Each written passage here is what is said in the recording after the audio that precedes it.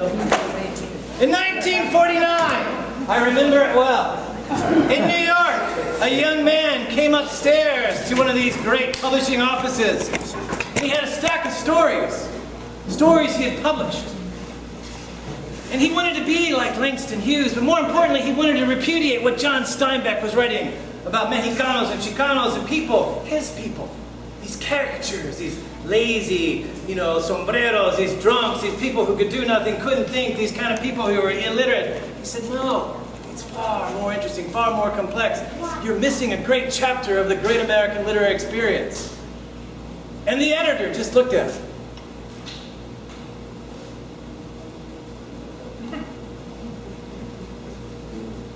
And he walked away. New York wasn't interested.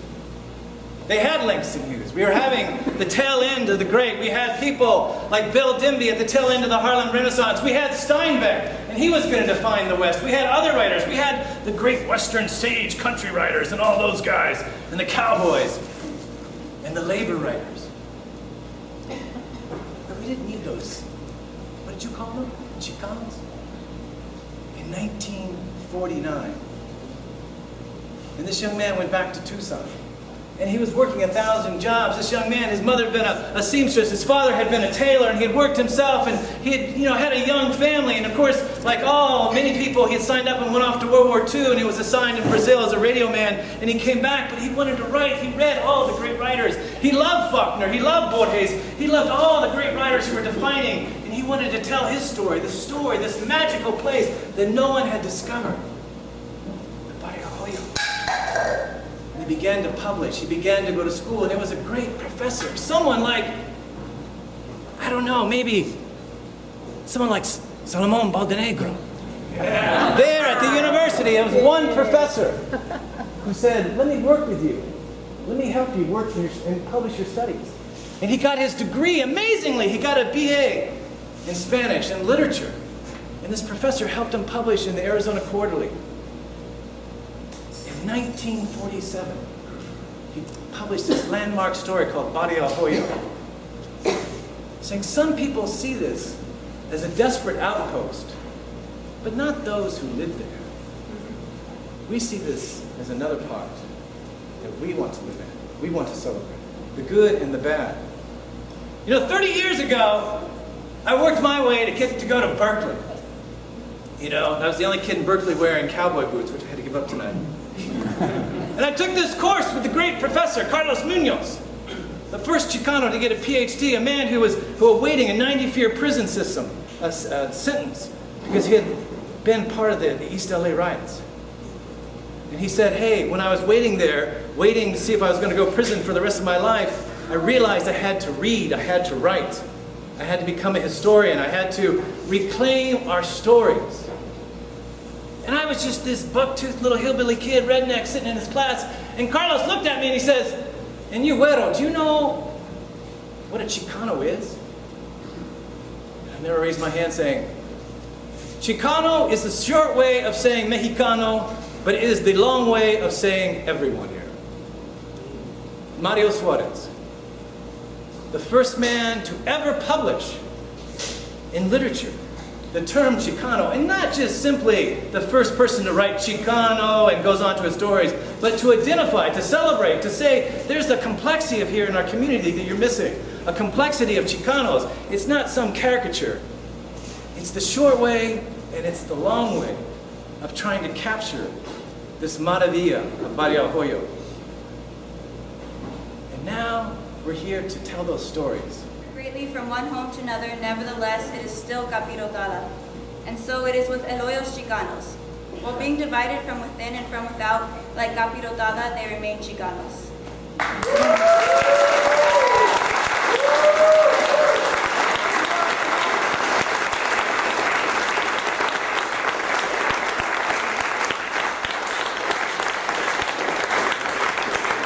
Remember that name, Maya Arce.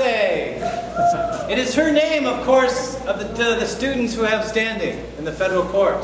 It is her name that will become historic when that case is finally won, if not in the first court, the appellate court, and eventually the Supreme Court. Thank you so much, Maya, for coming tonight.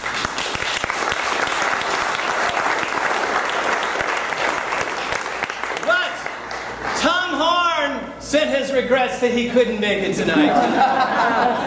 And Tom Horn spoke to me in Espanol because he's very proud of the fact that as a Polish-Canadian-American who is banned for life from the SEC in Manhattan along with Bernie Madoff and has come out here and got 6 speeding tickets in 18 months in his Jaguar, can pronounce raza. And on that same CNN story, as he pronounced raza with his R's that were going on forever, he said, these radicals want to reclaim Azilon. And I thought, man, that gives new meaning, Azilon.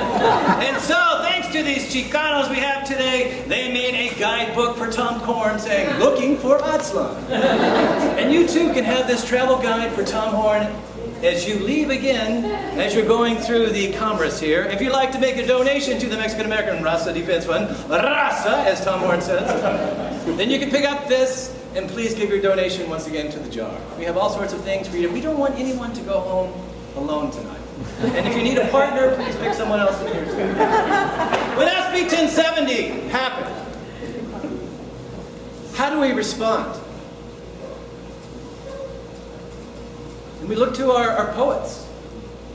You know, where is the Pablo Neruda of our time? What would Pablo Neruda have said about SB 1070? And think, domestic violence in the barrio.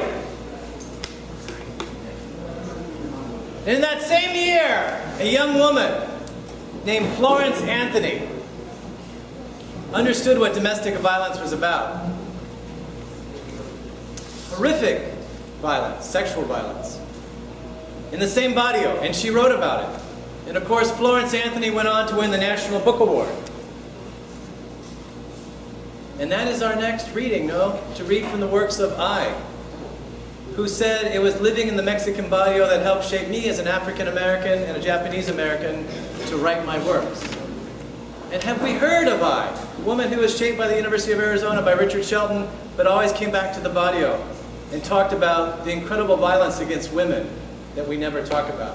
And that's why she won her National Book Award. This is a beautiful thing. We want to thank Richard for setting this up.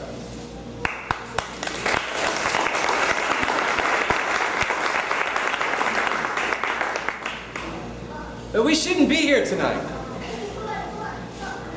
We should not be here tonight. The most important landmark for Chicanos is behind lock and key. It is falling to pieces. Because people won't take care of the fact that we have a leak in the barrio, and it's destroying the most important landmarks left after the absolute destruction of Barrio Viejo. When I came here in 1970, my dad, you know, we were just hillbillies from Southern Illinois, took me over to this massive lot of bulldozers and equipment. And said they call it urban renewal, but it's called urban removal. They have destroyed the barrio, just as they have strip mined our people. And one landmark has remained. That's behind lock and key for 25 years. That is falling down. That could be, think about it, the Lalo Guerrero Chicano Center for the Arts. That could be a research center. That could be a youth center. That could have a beautiful performing arts center and a youth center and a cafe. And we take the empty lots and make it a sustainable garden. And we actually bring the barrio back to life. And that is Teatro Carmen, that is sitting empty right now tonight. And the most important landmark, built in 1915, to respond to the incredible racism of statehood. When Mexicans were completely disenfranchised, when Mexican Americans were disenfranchised, when a single person from the Mexican Latino community was allowed to come to the statehood convention, and the labor was completely left out, a woman named Carmen Velasquez said we have to have a center of art to show what we can do in our community. And it became a national center, of course, for the Ronstadt families, for Laura Escobar and her great operas, for great works of theater, and for the community. And it's behind lock and key, and it's falling to pieces as we speak. And that is where we should be tonight. And those are dangerous words. And so, with those dangerous words, I'm going to introduce our next reader. Because he's a dangerous man. Yeah. He's the most dangerous man in Tucson.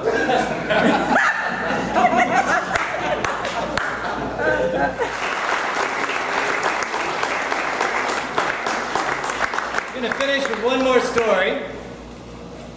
And, Salomon Bodenegro went to LA.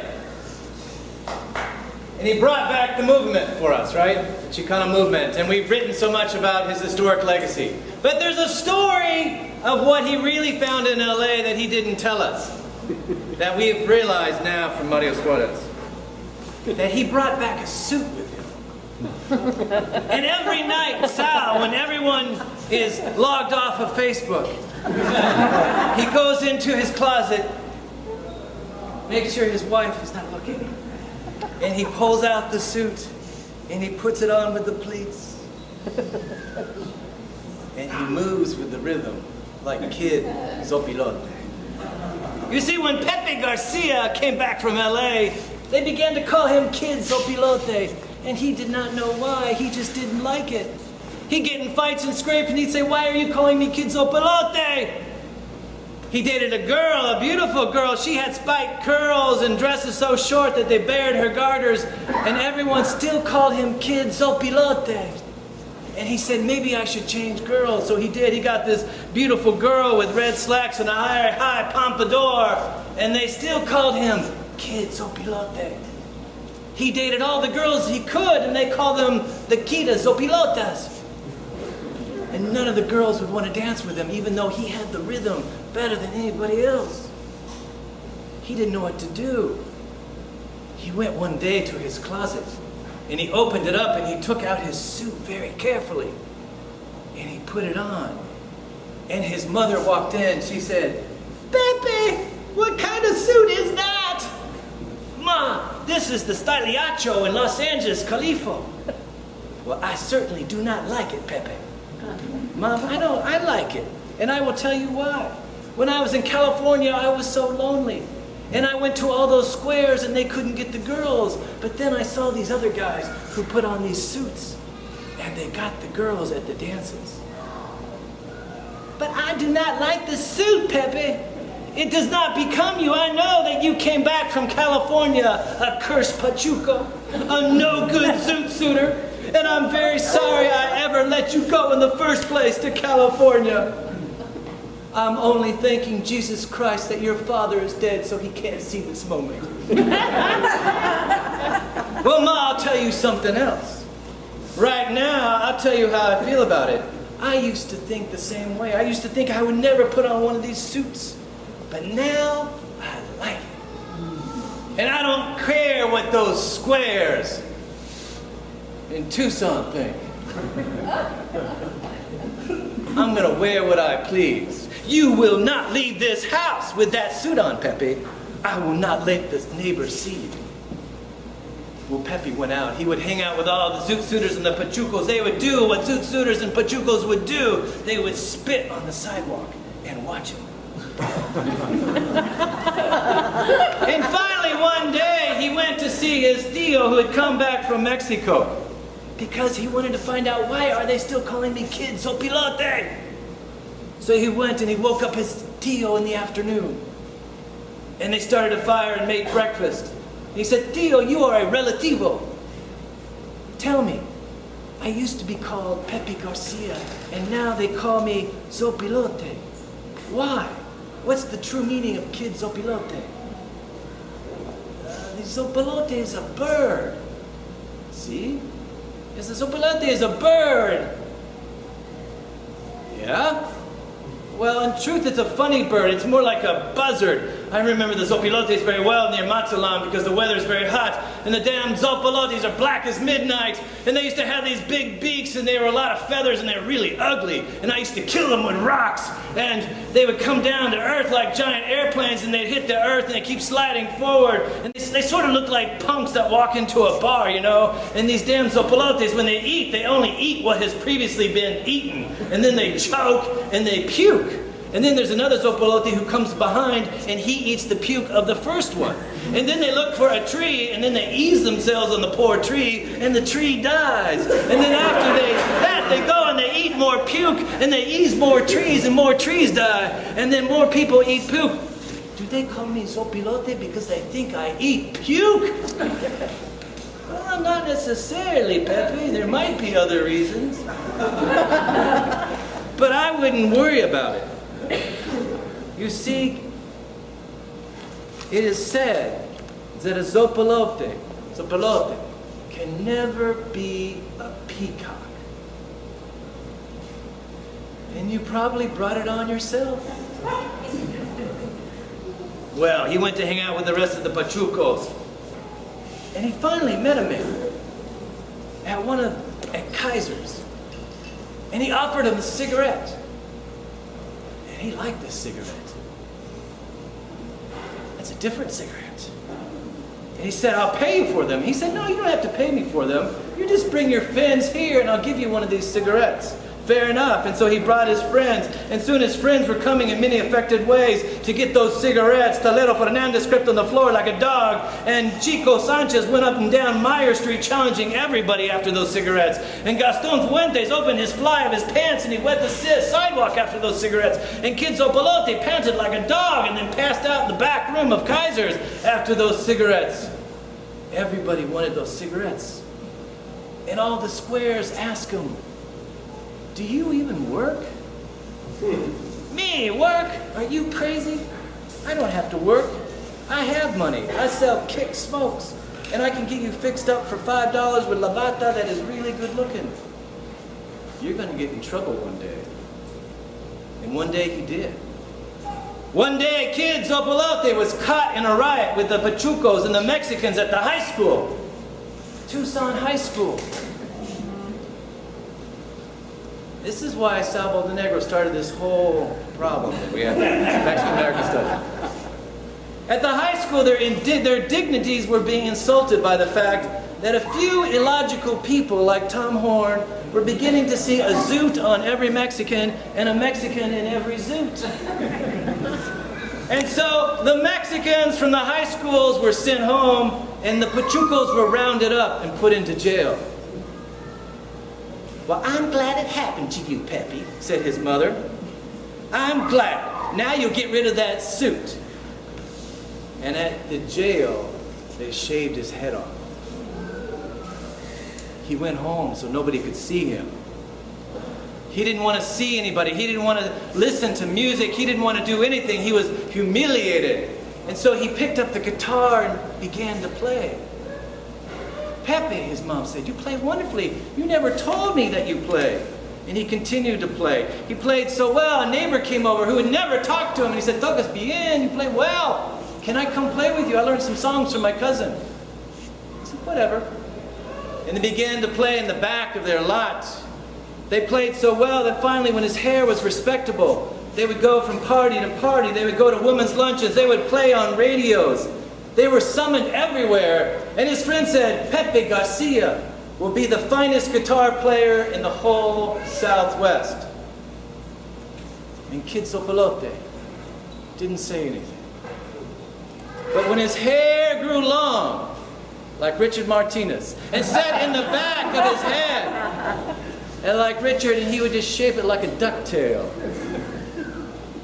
Kid Zopolote put down his guitar, and he never played again. Because a Zopolote can never be a peacock.